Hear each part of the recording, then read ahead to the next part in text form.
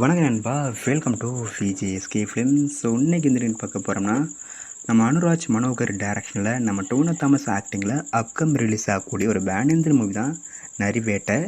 இந்த படத்துக்கான எதிர்பார்ப்பு ஃபேன்ஸ் பற்றி நிறைய சொல்லலாம்.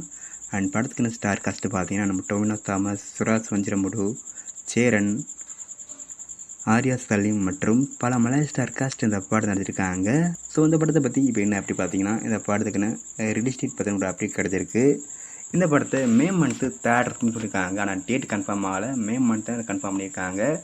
இந்த படத்துக்கான ட்ரெய்லர் ரிலீஸ் டேட் பார்த்தீங்கன்னா அஃபிஷியல் அப்டேட் வந்ததும் நான் மத்தியில் கன்ஃபார்ம் அப்டேட் பண்ணுறேன்.